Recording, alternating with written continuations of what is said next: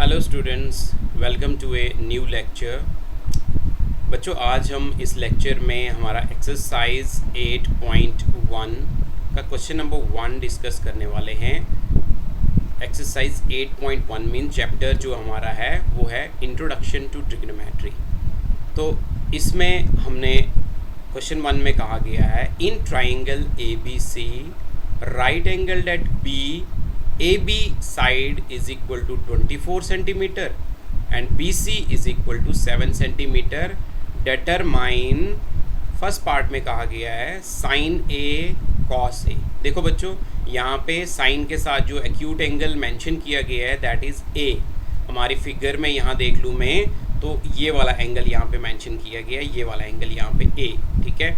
तो जैसा मैंने पहले वाले लेक्चर में आपको बताया कि ये जो एक्यूट एंगल जो भी ट्रिग्नोमेट्रिक रेशियोज़ के साथ लिखा हुआ होता है बहुत ही इम्पॉर्टेंट होता है, क्योंकि ये हमारा बेस देखने में, बेस डिसाइड करने में बहुत ही हेल्पफुल होता है।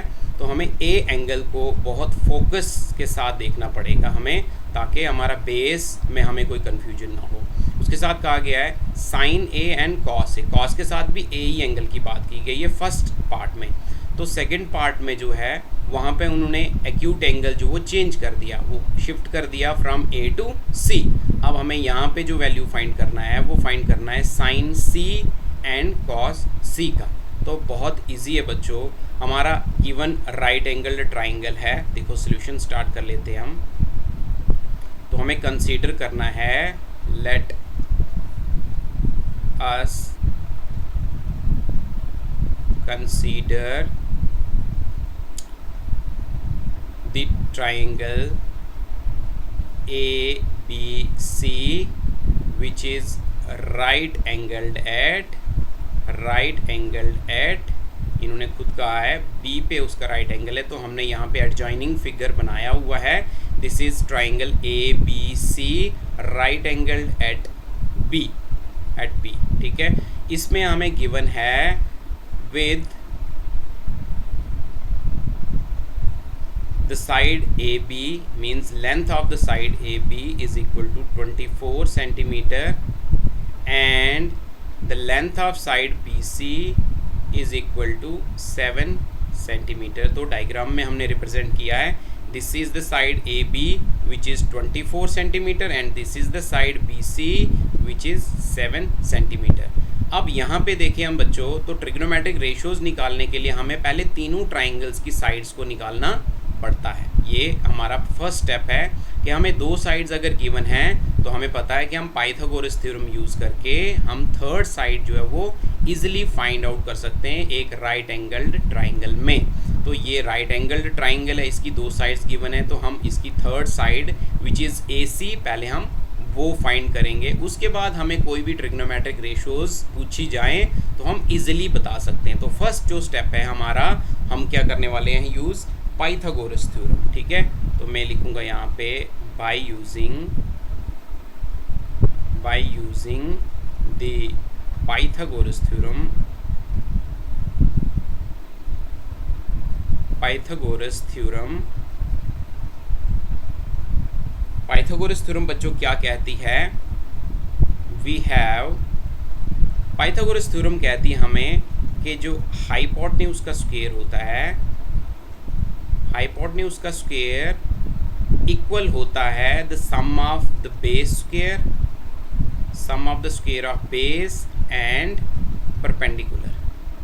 तो अब हमारा यहाँ पे हमने कहा था कि हाइपोटेन्यूज जो साइड होता है that is always opposite to the right angle. Right angle के अपोजिट में जो साइड है दैट इज AC इस ट्राइंगल में। तो ये जो मेरा AC है इसका स्क्वायर मेरा किसके इक्वल आने वाला है, बेस का स्क्वायर। तो बेस इसमें मैं AB ले लेता हूँ। अभी मुझे ट्रिग्नोमेट्रिक रेशियो फाइंड नहीं करना है, तो इस टाइम में कोई भी बेस कोई भी परपेंडिकुलर ले सकता हूँ। लेकिन जब हम ये वाला एंगल कंसीडर करेंगे ट्रिग्नोमेट्रिक रेशियोज के साथ, उस टाइम इस एंगल के हिसाब से ही हम बेस चूज़ करेंगे, ठीक है। तो इस टाइम मेरा बेस है AB का स्क्वायर और प्लस परपेंडिकुलर मेरा जो है दैट इज़ BC का स्क्वायर, ठीक है। तो यहाँ से का ही वैल्यू निकालना है मुझे, तो A C square will be equal to, देखो ए बी का वैल्यू है मेरे पास यहाँ पे 24 का square, 24 centimetre square plus B C is my 7 square. So this will imply that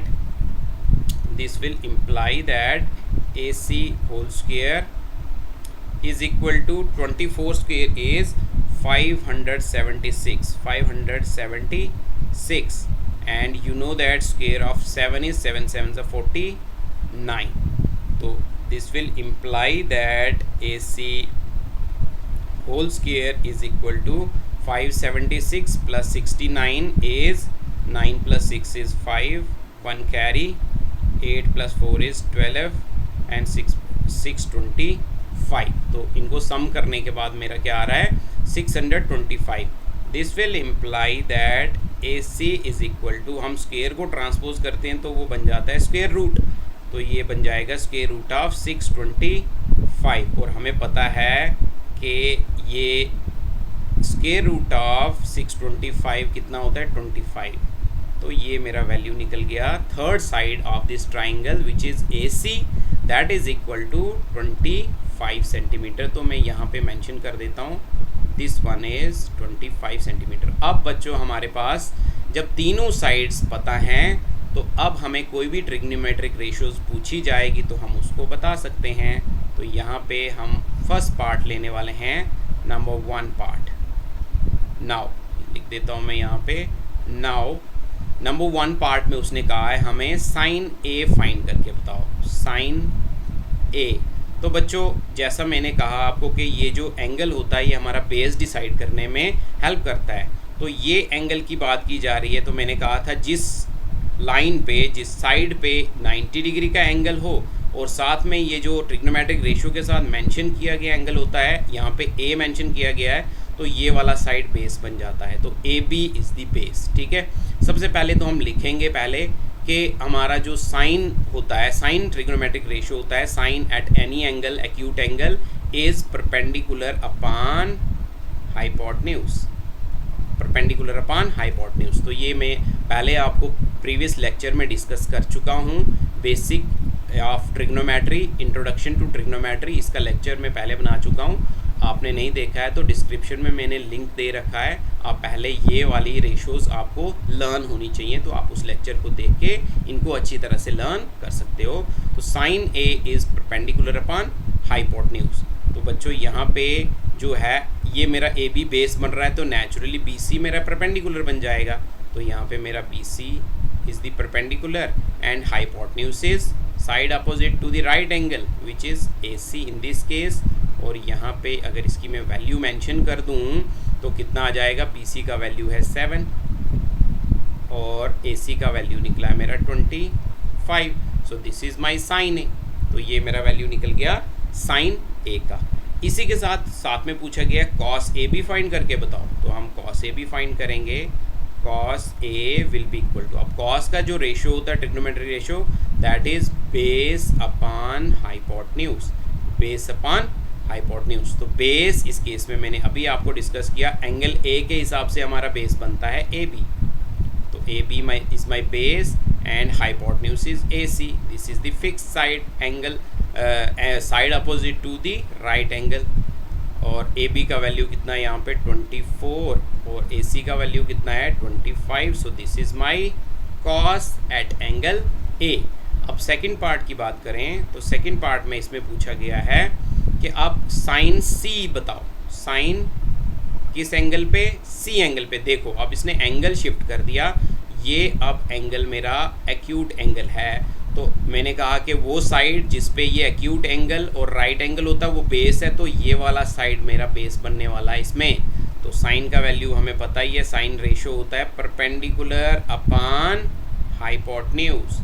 तो अब मेरा परपेंडिकुलर ए बी बन जाएगा बच्चों, क्योंकि ये वाला बी सी मेरा बेस बन गया है. तो ए बी इस केस में, सी वाले एंगल के केस में ए बी मेरा परपेंडिकुलर बन जाएगा. तो A B upon hypotenuse is A C, ये तो फिक्स रहता है. ठीक है, तो ए बी का वैल्यू कितना है 24 अपॉन ए सी का वैल्यू कितना है 25. तो ये मेरा निकल गया साइन सी. इसके साथ में इसने कॉस सी भी पूछा हुआ है, तो कॉस सी भी फाइंड करके बताते हैं। कॉस होता है हमारा base upon hypotenuse, base upon hypotenuse. तो सी एंगल के हिसाब से मेरा बेस क्या है, बी सी, तो ये आ जाएगा B C upon hypotenuse is A C.